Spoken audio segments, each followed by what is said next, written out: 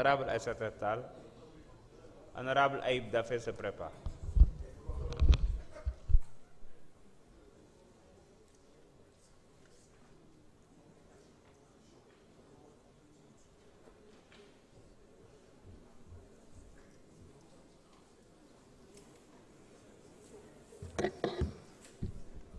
Je vous remercie, Monsieur le Président, Monsieur le ministre de la Justice, garde des Sceaux, Monsieur le Président, chers collègues.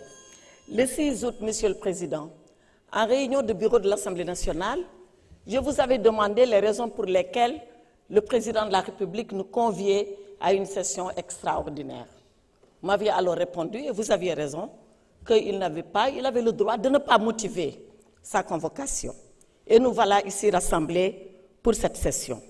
Pendant que nous le faisons, mais il faut le dire parce que c'est la vérité, le Sénégal est en désespoir, notre pays est dans l'eau, les gens sont inondés, les maisons sont envahies, les champs sont envahis, les bêtes sont envahies, partout, il n'y a que de la désolation. Celui qui ne veut pas l'entendre n'a qu'à quitter cet hémicycle.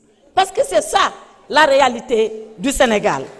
Et aujourd'hui, alors que je m'attendais à voir ici le ministre de l'Intérieur venant nous parler d'un plan Orsec, parce que le fleuve Sénégal est en train de déborder à Bakel, à Matam, à Podor, à Dagana et bientôt à Saint-Louis, parce que Touba, Tivaouane, partout, il y a l'inondation, on nous parle de ces 4 lois. Alors que je m'attendais à voir le ministre de l'Assainissement, on me dit oui, qu'il est en train de visiter des infrastructures. Enfin, il est sorti de la noyade et qu'il est en train de visiter des infrastructures. Monsieur le Président, l'heure est grave. Je ne dis pas que ces lois ne sont pas importantes, mais quelle est l'urgence qui nous pousse à les examiner maintenant? Eh bien, honorable Tafsir Choy, je vais répondre à votre question. L'urgence qui nous a amenés ici, ce n'est pas pour modifier la loi, c'est pour voter une nouvelle loi et dégager Serigne Bassirou Gueye. Voilà la vérité. Alors si c'est ça, qu'on le dise, mais pourquoi on se précipite? Bassirou...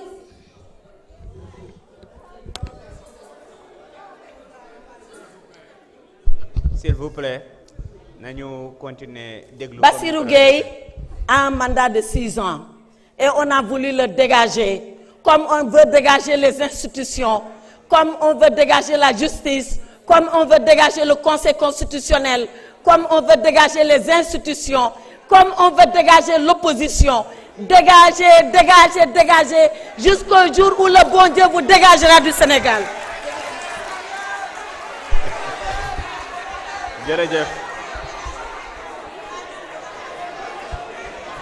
S'il vous plaît. S'il vous plaît, s'il vous plaît. La parole est à notre collègue Mohamed Aïb Salim Daffé.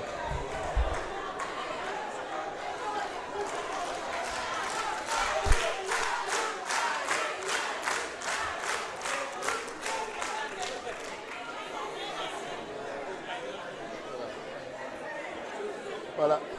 Salam alaikum, Monsieur le Président de l'Assemblée nationale, Monsieur le ministre de la Justice, garde des Sceaux, chers collègues, je vois que ma collègue qui m'a précédé ici a changé de slogan.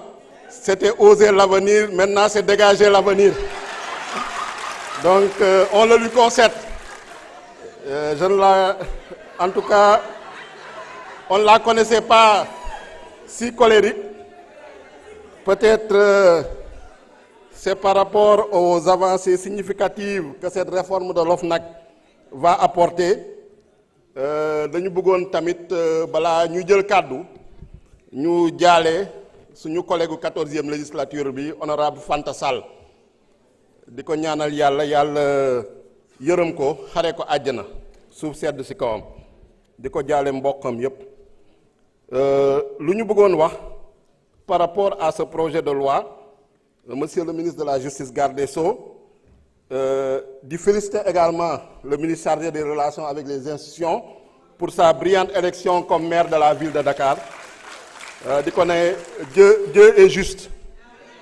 Et daaw si jamono yi pratiquement février 2024 boobu nit ñaa ngi woon ci problème mu candidature yeeg di préparer élection présidentielle boobu ñële ñoo ngi seen pexe pour reporter élection présidentielle foofu nañu dugaloon loi bi la loi sur l'OFNAC bu fi sama collègue Amadou Ba wax boobu député yi taluñu ko woon donc boobu ils l'ont fait dans la précipitation ils l'ont fait dans un contexte bu nga xam ne kenn talul woon loi boobu ñu dugal également la loi d'amnistie donc sama collègue Amadou Ba expliqué na leen enjeu yu ci amoon yëpp pour jéem a protéger seen bopp si yenn délits yi enrichissement illicite ak crime de sang yi ñu commettroon mais ak cette nouvelle loi je pense que c'est une injustice qui est réparée parce que am na ay avancées yu significatives yoo xam ne gis nañ ko ci mooy lépp lu nga xam ne maanaam bokkul ak prérogative bu OFNAC lu mel ni tey disposition yoo xam ne dafa bokkoon ci garde à vue parce que OFNAC du pouvoir judiciaire mënuñu ko jox pouvoir prérogative garde à vue pouvoir judiciaire la loo xam ne tamit du jëloon ci fraude loolu tam génnee nañ ko ci OFNAC ñu jox consacré ko à des administrations yoo xam ne mooy seen spécialité administration douane mooy topp fraude douanière administration impôt et domaine mooy topp fraude fiscale leneen li nga xam ne tamit mooy ci nu ñuy tànnee ñoo xam ne ñoo war a jëmmal OFNAC mooy les membres de l'OFNAC parce que gis nañ ni si tànneef bi OFNAC bi jël nañ ci teg koo xam ne moom am na bu mu nekkoon ci pouvoir boo xam ne dañ ko doon transmettre rapport OFNAC dafa bañoon traité rapport OFNAC bi ba mu amoon jamono boobu mu amoon conflit entre président OFNAC ak kooku bu mu nekkee procureur ñu jël kooku nag jox ko OFNAC loolu mooy dañu bëggoon bloquer OFNAC boobu bëgguñu woon OFNAC boobu liggéey léegi nag appel à candidature nañu def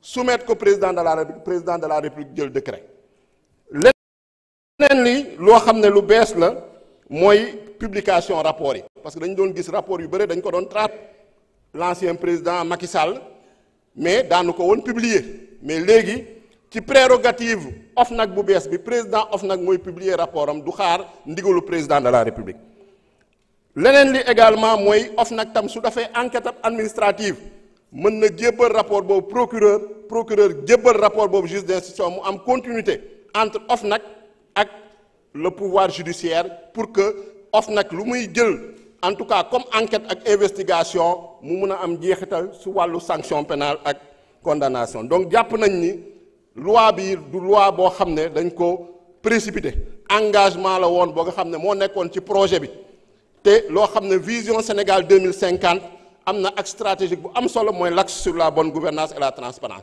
te président de la République Bassirou Diomaye Faye daf ko def slogan ba ne jubal jubanti ce n'est que la simple traduction de ce jubal jubanti moo tax ñu woo ñu fi tey en session extraordinaire pour ñu examiner ko parce que lu tardel Sénégal lu ci ëpp corruption la lu ci ëpp détournement de deniers publics la lu ci ëpp luubal gi la donc xaalis boobu ñu jël tey ñoo ngi wax 5000 milliards yoo xam ne de dette cachée loolu war nañ ko topp war nañ ko leeral xaalis boobu yëpp ñu jël il faut que ñu am ay instruments yu mel ni OFNAC instruments yu mel ni déclaration de patrimoine instruments yu mel ni lanceur d'alerte pour mun ko feeñal donc ça renforce considérablement le dispositif de lutte contre la corruption. Je vous remercie jërëjëf. Merci beaucoup, honorable. La liste des orateurs étant épuisée, je vais inviter Monsieur le ministre garde des Sceaux à prendre la parole pour répondre aux différentes interpellations.